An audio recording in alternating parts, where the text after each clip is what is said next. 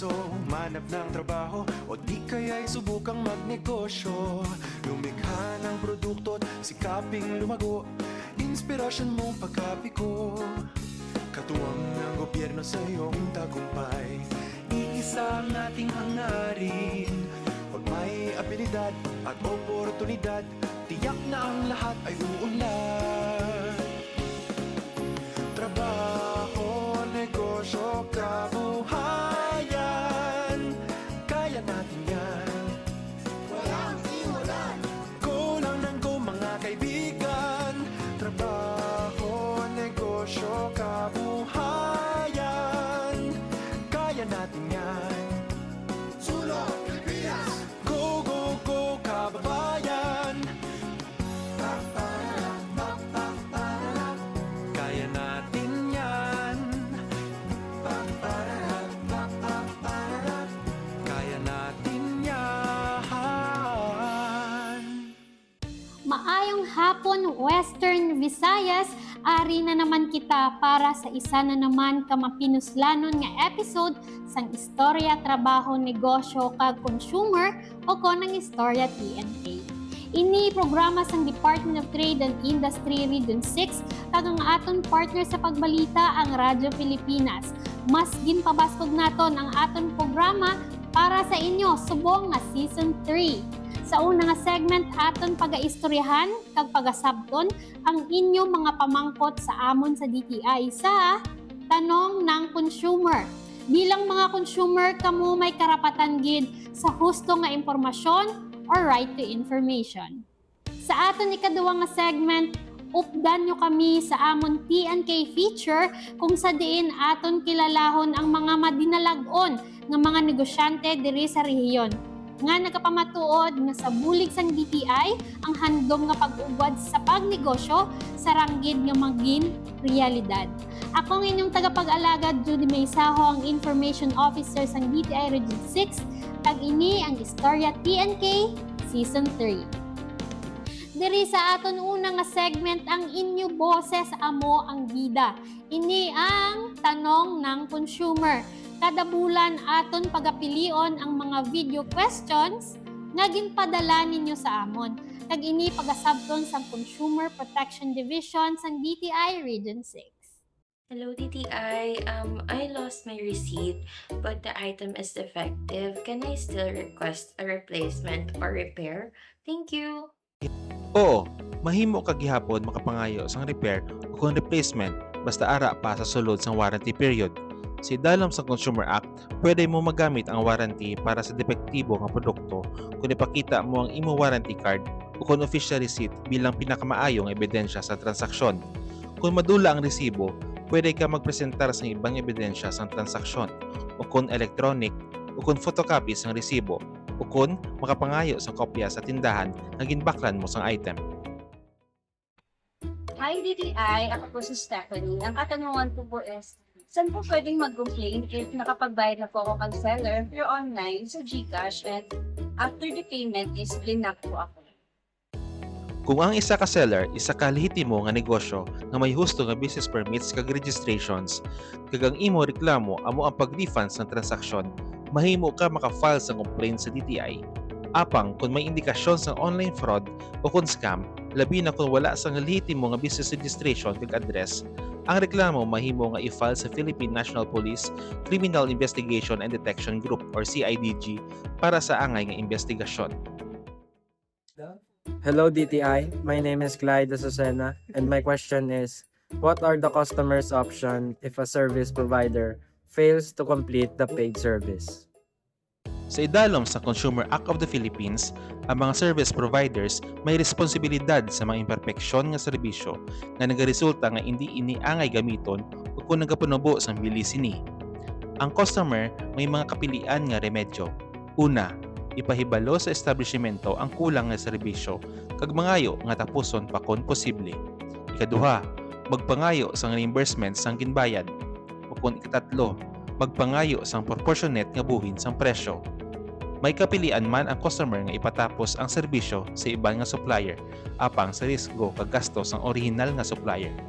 Ang reklamo mahimo nga i-file sa ahensya nga may jurisdiksyon base sa klase sang reklamo.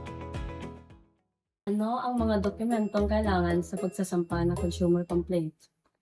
Agud makafile sa consumer complaint sa DTI, kinahanglan nga magsumiter sang napunan nga initial complaint form. Ini nagalakip sa ngalan kag detalye sa mga partido, ang complainant kag ang seller nga ginareklamo. Isa ka madasig nga paghulagway sang reklamo, ang mga remedyo nga ginapangayo kag ang mga supporting documents o kun ebidensya sang transaksyon pareho sang official receipts, invoice, warranty card, mga litrato o kun video sang produkto kag iban pangaangay nga mga dokumento. What are the school supplies that DTI monitor? Are bundle offers more cost-effective than buying individual items? Ang DTI nagamonitor sa mga school supplies pareho sa notebooks, pad papers, pencils, ballpens, crayons, erasers, sharpeners, kag rulers bilang prime commodities sa idalom sang Price Act RA number 7394. Antes magsugod ang klase kada tuig, naga-issue ang DTI sa gabay sa pamimili sa school supplies, agud maghatag sang giya sa mga consumer parte sa prevailing nga presyo kag buligan sila nga makahimo sang husto nga desisyon. Ang mga bundle offers mahimo nga makasave kag ginapakete para maglakip sa masami nga kinanglanon sa eskwela. Apang, ang pagpili yara gihapon sa consumer kung ini amo ang mas nagakaangay sa ila kinanglanon base sa ginhatag nga price guide. Mayang hapon ako gali si James at may concern ako tanin about sa akong TV nga nabakal nga may 1-year warranty. Apang sa sige nga mga gamit, mga binulan pa lang, may nakita na nga current sa iya nga screen. Diin pala kami mayo nga magpalapit ka, kung may kinamatarong pala kami magreklamo, kung diin kami mareklamo, participate. Oo, may katungdanan ka nga makafile sa reklamo para sa depektibo nga produkto. Sa idalom sa Consumer Act of the Philippines, RA 7394, kung ang produkto napatuod nga depektibo kag ara pa sa warranty, kag kung ang depekto wala ginisulta sa hindi insakto nga paggamit kung kapabayaan sang buyer, ang seller may obligasyon kay uhon ang produkto. Kung hindi mahimo, dapat nga maghatag sang replacement o kung mag-refund sang presyo sang ginbakal. Kung ang seller magdumili nga maghatag sang warranty, mahimo ka makafile sa consumer complaint pinaagi sa DTI Consumer Cares, consumercare.dti.gov.ph, o kung sa pinakamalapit nga DTI Provincial o kung Regional Office sa imo lugar, o kung paagi sa DTI Region 6 email r06@dti.gov.ph. Nakita ko sa store na nag-participate sila sa Eskwento Zero Balik Eskwela Edition. Ano pong ibig nitong sabihin? Ang Diskwento Caravan isa ka programa sa Department of Trade and Industry nga ginapatigayon upod sa mga manufacturers, distributors, retailers, kag mga micro, small, and medium enterprises sa mga basic necessities and prime commodities agud madali ma-access ang publiko. Buot silingon sini nga ang mga baliligyaan nga nagaupod sa programa nagahatag sang diskwento o kung menos nga presyo sa mga school supplies kag iban pa nga mga produkto para sa pagbukas ng klase. Ginatuyo sa sini nga programa nga: una, maghatag sang madali ma-access ug mas barato nga presyo sa mga balaklon para sa mga konsumidor. Ikaduha, mabuligan ang publiko nga mapamag-an ang kabugaton sa mga mataas ug padayon nga pagsaka sang presyo sang basic necessities. Bilang isang consumer, ano sa tingin mo ang iyong mga karapatan? Yan yung mga, di ba? Right to product information. Yung parang ganon. Right to safe products. Ayan ba yung right to choose good product? Parang may karapatan ka to basic human needs. Ano yun? Consumer right? Right to return things ba yan? Meron po bang right to good customer service? Kaya mga kapwa-consumer, dapat alamin natin ang ating mga karapatan upang maging protektado tayo tuwing mamimili. Maging matalino, mapanuri at malayang mamimili.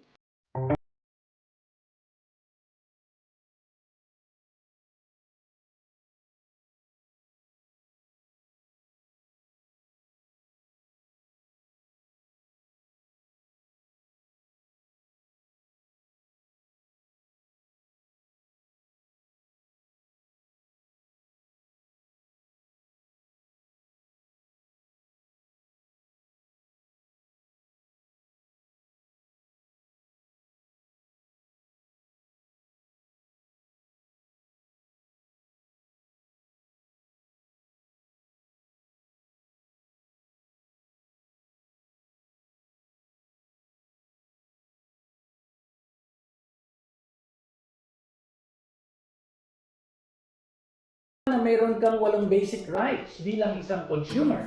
Ito ay ang right to basic needs, right to safety, right to information, at right to choose.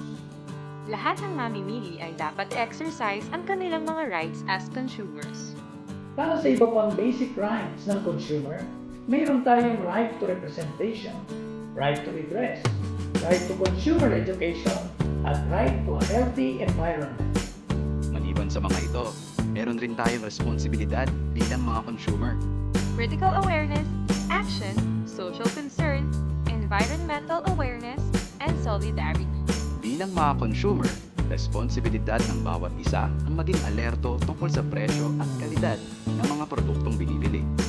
Dapat maging matalino sa pamimili upang hindi maloko at maging sensitibo sa epekto ng pagkonsumo ng produkto at serbisyo. Higit sa lahat, dapat alam ng mga mamimili na bilang mga consumer, kaya nating lahat magsama-sama upang protektahan ang ating mga karapatan bilang mamimili. Maging matalinong mamimili. Laging tandaan na meron tayong consumer rights at responsibilities. Nagabalik ang Istorya TNK. Matapos natin sabton ang inyong mga pamangkot sa tanong ng consumer, subong naman makadto naman kita sa segment nga nagahatag sang inspirasyon sa aton mga aspiring kag existing entrepreneurs. Aton tunghayan ang TNK feature. Ari ang duwa ka istorya sang kadalagan halin sa aton mga probinsya nga nagapakita sang matuod-tuod nga kaisog sang isa ka Filipino entrepreneur. Good afternoon, everyone. I am Nita Vipaiba, the chairperson of Manok Multipurpose Cooperative dito sa Manok Altabas, Aklan. Sa ngayon, I'm very happy and very proud to tell you na ang produkto namin ay crude oil, copra cakes, cocoa-coir byproducts. At mayroon din kaming blending. Ako rin ay pinagmamalaki ko na soon to open ang aming refinery na BCO-based premium coconut oil. Actually, ang Manok Multipurpose Cooperative ay na-establish noong 1973 sa panahon ni dating President Ferdinand Marcos bilang isa sa mga 138 na samahan dito sa Aklan. Noong ako'y nagsimula bilang chairperson ng Manok Multipurpose Cooperative, ay napag-isipan namin na we decide na mag-put up, mag-venture kami sa pork meal. So, that was in 2005 at nag-operate kami for 2 years. Pero, nagsarado kami dahil ang aming depository bank na Rural Bank Paklan ay nagsara. So, affected kami. Then, sarado kami from 2007 hanggang 2013. So, nag-decide kami na ibangon ulit ang aming co-op. June, we had our meeting, and then by November, sa Sawing Palad, dumaan ang Super Typhoon Yolanda. Ang aming building ay 85% na nasira, at 100% of our rivers ay totally damaged. Then, in 2014, dumating ang PRDP, kami tinulungan. At 2014 hanggang 2018, gumawa kami ng business plan na itayo ang naring hub, ang cocoa mill. Napaproduce kami by September 2019. December, nakastart kami ng pagbinta. Pero nabayaran kami January. By March, nag-pandemic. So, kahit may pandemic, kami nagulat din. Dahil dumami noon ang plantitos at plantitas, kami nag-hire ng mga, hindi namin members, para lang mag-supply namin ng demand. At hanggang na tapos ang lockdown, at hanggang ngayon, patuloy pa rin ang aming pagsisikap na umunlad ang aming kooperatiba. Dati ay 9M lang ang aming asset. ngayon ay 14M na. Malaki ang aming pagpapasalamat sa taga-DTI. Nakilala namin yung tugong ng DTI dahil madalas kaming mag-attend ng mga trainings, mga seminars, at saka aktibo naman nagre-reach out naman kasi yung DTI. Kaya ayun, nakilala namin at malaki ang aming pagpapasalamat. Yung pinakamalaki ay siyempre yung trainings. Kasi sa trainings na yan, i-apply namin dito. Kaya ayun, kahit ang mga products namin, kasali kami sa mga nag-exhibit, sa mga fair, kung saan-saan kami nakakarating, dinadala kami ng DTI. Kaya na-expose yung aming products, na-expose yung aming poon. Yan ang malaking pangarap namin na gusto namin marating, na sana maging isa sa kami sa pinaka-sensado ng pagkakabila rito at maging milyonaryo. Maging milyonaryo at lahat ng mga benefits na pwedeng ibigay namin sa aming mga members ay sana maibigay namin. Sa mga katulad naming kooperatiba, nagsisimula pa lang, unang-una dapat nating tandaan, isipin ninyo na hindi madali, marami kayong mararanasan na hirap, pero lahat yan ay kayang lampasan pag andyan yung passion ninyo, yan ang dedication, at kayo'y nakafocus sa kung ano talaga yung gusto nyong marating sa buhay, marating ng kooperatiba. Ang problema ay hindi mawawala yan, laging andyan yan. Pero dapat, ang problema ay tingnan natin na bilang isang challenge. At the moment na ma-surpass mo yung challenge ay napakasarap ng pakiramdam. So, lagi lang open-minded lang tayo, mag-link sa kung kaninong pwedeng makatulong sa pagkakat, huwag mawalan ng pag-asa, at laging isipin na ang Panginoon ay andyan, laging nakasubaybay sa lahat. I don't ever slow up, no I don't take shit. I got no love for the fakeness. If you want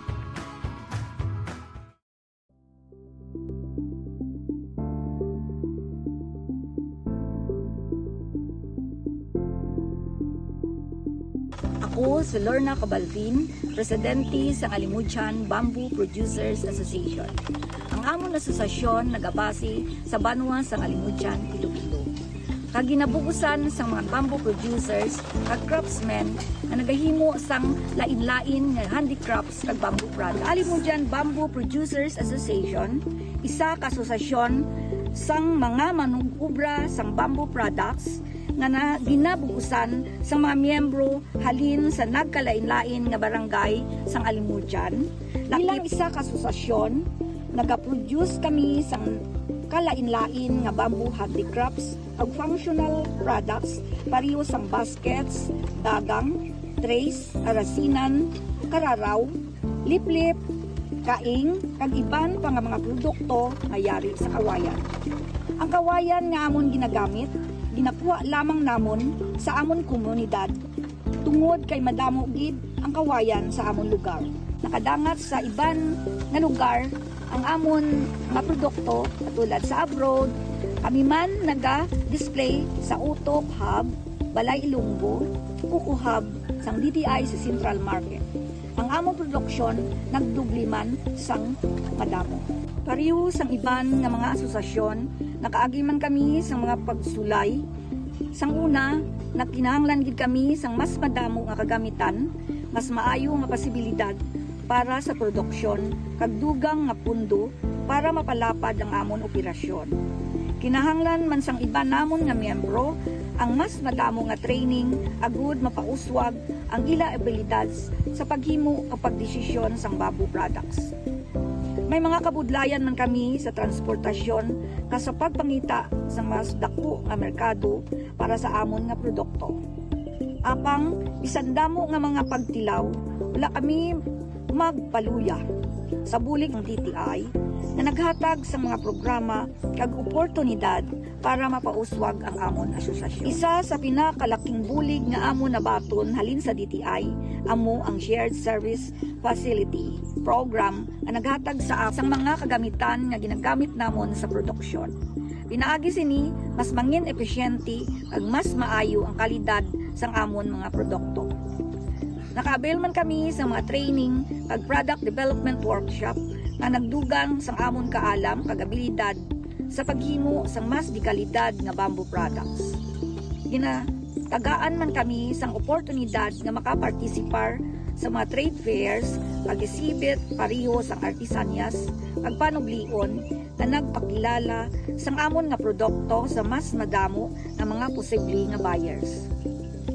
Isagid sa amon pinakadako nga tikang amo ang pagpartisipar sang ABPA sa Manila Fame 2026 sa bulig sang DTI.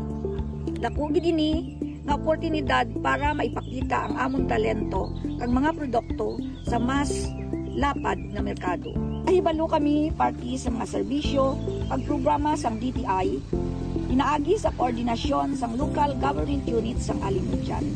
Mga meetings, trainings, ag mga programa na ginapatigayon sang gobyerno ag partner agencies. Pinaagi sa mga trainings kag interventions, nakatuon kami sang bago nga mga technique kag mas maayo nga pamaagi sa pagproseso sang kawayan.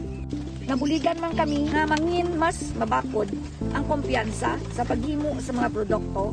Luyag man namon nga magainganyo ang mas madamo nga kabataan kag miyembro sang komunidad nga magtuon kag mag-aplikar sang bamboo craftsmanship agud mapadayon ang amon industriya.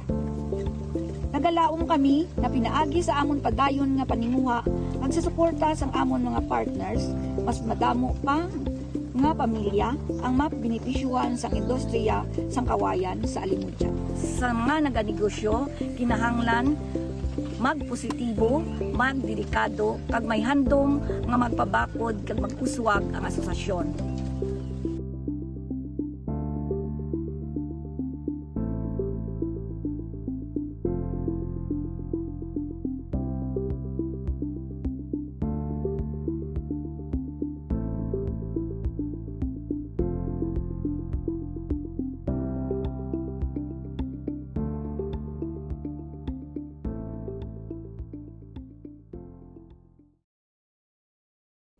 Kagdira natapos ang aton episode subong nga hapon. Kabay nga nakapaambit kita sang giya, impormasyon kag inspirasyon halin sa inyong mga karapatan bilang consumer tubtob sa mga istorya sang kadalagan sang aton mga local nga MSMEs. Ini ang commitment sang DTI Region 6 ang magahatag sang serbisyo nga nagabulig sa inyong negosyo kag nagaprotektar sa inyo bilang consumer. Kag para sa inyong nga may mga pamangkot o konluyag mahibaloan, parte sa inyong mga karapatan kag responsibilidad, ginaagda namon kamo nga mag-record sa inyo video message kag isend ini sa amon official Facebook page ang DTI Region 6. Ang inyong mga video questions sa aton pagasabton sa masunod nga episode sang tanong ng consumer. Inyong mapamatian kag malantaw ang ini nga programa sa DTI Region 6 official Facebook page, Radyo Pilipinas, kag sa Cable Star Channel 29. Madamo nga salamat sa inyo pag-upod sa amon sa sining special program sang Department of Trade and Industry Region 6. Kita ay kitaliwat sa sunod nga episode, sa sunod nga bulan, first Sunday, alas 2 sang hapon. Madamo nga salamat sa mga nagpadala sang ila video messages sa aton DTI Provincial Offices, sa Consumer Protection Division, kag sa mga MSMEs nga nag-share sang ila mga istorya. Sa liwat, ako ang inyong tagapag-alaga, Judy Maysaho, ini ang Istorya, Trabaho, Negosyo, Consumer, Season 3.